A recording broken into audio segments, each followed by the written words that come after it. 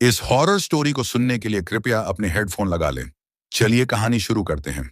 Savitri Devi hospital, एक सच्ची डरावनी घटना।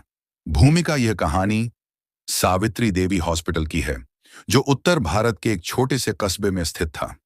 1998 में बना यह अस्पताल धीरे धीरे एक बड़े चिकित्सा केंद्र में बदल गया, लेकिन इस अस्पताल की दीवारों के अंदर कुछ ऐसा था जिसे लोग नजरअंदाज करते आ रहे थे। एक खौफनाक सच्चाई जिसे जानकर आपकी रीढ़ की हड्डी तक सिहर जाएगी। अस्पताल का अतीत। सावित्री देवी हॉस्पिटल जिस जमीन पर बना था, वह पहले एक पुराना अनाथालय था, जिसे 1985 में बंद कर दिया गया था। कहा जाता था कि वहां के बच्चों पर अमानवीय अत्याचार किए जाते थे। स्थानीय लोग मानते थे कि कई बच्चों को मारकर वहीं दफना दिया गया था। जब अस्पताल बनाया गया, तब भी कई निर्माण मजदूरों ने शिकायत की कि वे रात में किसी के रोने और फुसफुसाने की आवाजें सुनते हैं, लेकिन इन बातों को सिर्फ अंधविश्वास मानकर नजरअंदाज कर दिया गया। अजीब घटनाओं की शुरुआत अस्पताल की छठी मंजिल, जहां आईसीयू और मानसिक रोगी वार्ड था, वहां अजीब घटनाएं होने लगी।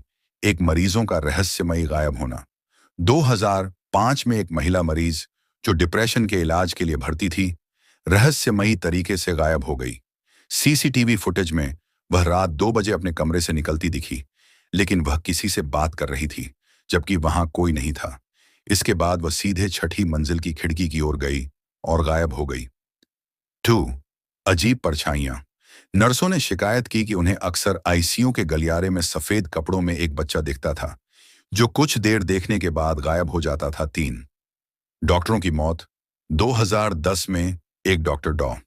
रमेश, जो मानसिक रोगियों का इलाज करते थे, अचानक अस्पताल के बाथरूम में मृत पाए गए। पोस्टमार्टम रिपोर्ट में पता चला कि उनकी मौत दम घुटने से हुई थी, लेकिन उनका कमरा अंदर से बंद था। डरावनी रात। जब हॉस्पिटल बंद होने वाला था 2017 में, बढ़ती घटनाओं के कारण अस्पताल प्रशासन ने फैसला किया कि छठी मंजिल को हमेशा के लिए बंद कर दिया जाएगा। अंतिम दिन जब स्टाफ सामान समेट रहा था, तब रात 12 बजे अस्पताल की हेड नर्स सीमा ने कुछ अजीब सुना। वह आखिरी बार वार्ड को देखने गई, लेकिन वहां जो हुआ वह बेहद डरावना था। सीसीटीवी फुटेज में दिखा कि सीमा अंदर गई, लेकिन बाहर कभी नहीं आई। जब सिक्योरिटी गार्ड वहां पहुंचे तो कमरा पूरी तरह खाली था। उनकी लाश 2 दिन बाद अस्पताल के बेसमेंट से मिली। उनके चेहरे पर भयावह डर जमी हुई थी और उनकी उंगलियां अंदर की ओर मुड़ी हुई थी, जैसे वे मरते वक्त किसी चीज को पकड़ने की कोशिश कर रही हों। अस्पताल का बंद होना और आखिरी चेतावनी। सीमा की मौत के बाद अस्पताल के मालिकों ने छठी मंजिल को पूरी तरह बंद कर दिया और कुछ समय बाद पूरा अस्पताल ही बेच दिया गया। लेकिन जो भी इस हॉस्पिटल से जुड़ा रहा, उसकी जिंदगी सामान्य नहीं रही।